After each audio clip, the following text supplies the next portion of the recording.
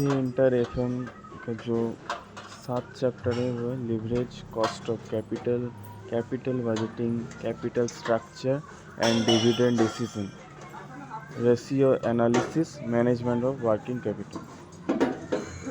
ये 7 चैप्टर है एफएम का। और इसमें हम पहले जो देखेंगे आज है चैप्टर 1 लिवरेज।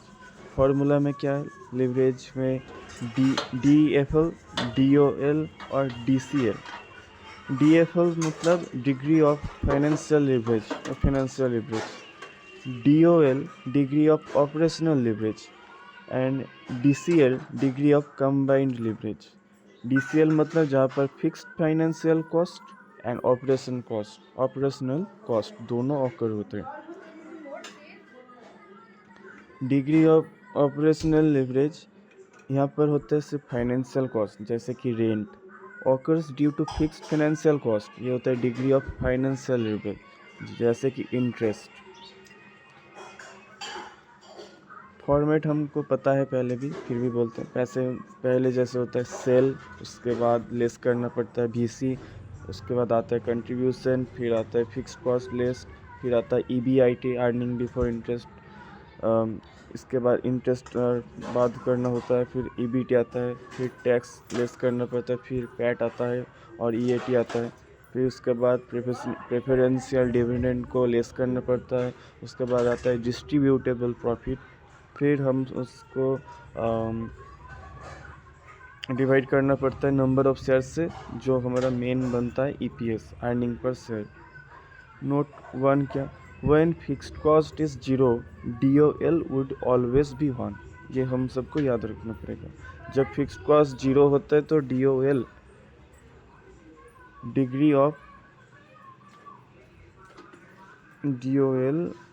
मतलब डिग्री ऑफ ऑपरेशनल लिवरेज, ये हमेशा 1 होता है। Note 2, if fixed cost increases DOL increases, hence leverage more and risk more. Leverage अगर मोर होता है तो रिस्क भी मोर होगा। Degree of operational leverage 2 type, जैसे कि कंट्रीब्यूशन बाय EBIT से निकलता है और percent change in EBIT by percent change in sales, इससे निकलता है।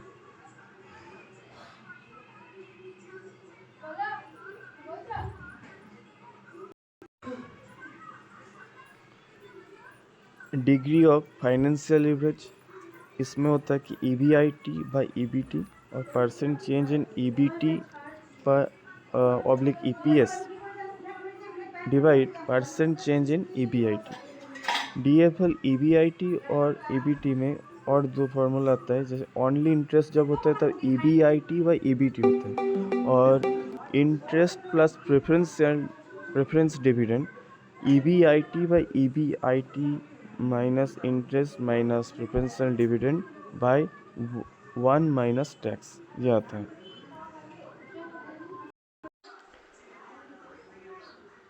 डिग्री ऑफ कंबाइंड लिवरेज, जहाँ पर फिक्स्ड कॉस्ट और ऑपरेशनल कॉस्ट ऐड, वो दोनों ही कंबाइन करके होता है।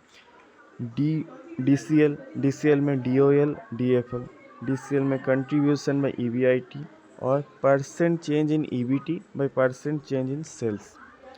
6 number point, return on investment ROI, इसमें क्या होता है कि ROI में PAT by shareholders funds, इससे निकलता है। Return of capital employ ROCE में कैसे निकलता है? एक होता है प्री माइनस टैक्स, नीचे इसका formula interest plus PAT profit after tax by D plus E, डेब्ट और इक्विटी, शायद हाँ डेब्ट और equity equal to EBIT by डेब्ट प्लस C। और एक होता है क्या? पोस्ट माइनस टैक्स, जिसमें होता है interest plus PAT by D plus E, डेब्ट plus equity equal to EBIT by डेब्ट प्लस E। PV रेशियो का बहुत बड़ा हाथ रहता है ये जो लिवरेज में।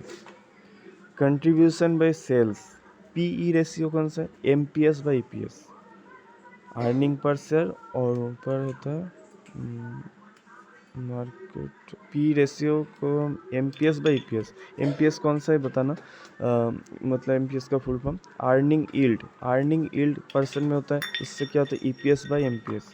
सेल्स टर्नओवर भी निकलना पड़ता है, तब कैसा होता है इसका formula assets into assets turnover ratio. Revenue equal to sale equal to T10।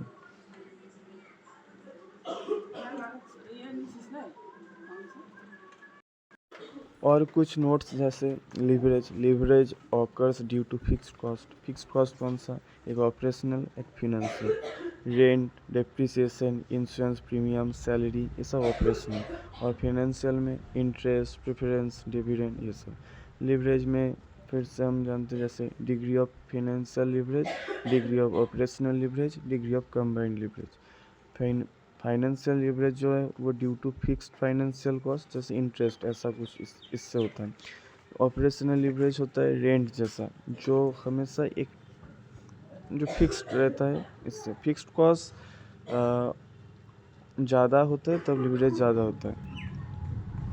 कुछ गलत बोला तो आप मुझे कमेंट करके बताना, मैं भी आप लोगों के साथ ही पढ़ रहा हूँ, कुछ प्रॉब्लम हो सकता है मुझे भी जानने में बताने में। Degree of combined leverage occurs due to both fixed financial cost and operational cost, दोनों मिला के होता है। लिवरेज में जैसे बेनिफिट और लॉस क्या है, व्हेन मोर सेल, जब सेल ज़्यादा होता है तो लिवरेज ज़्यादा होता है,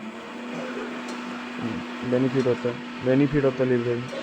जब लॉस होता है सेल का लॉस होता है,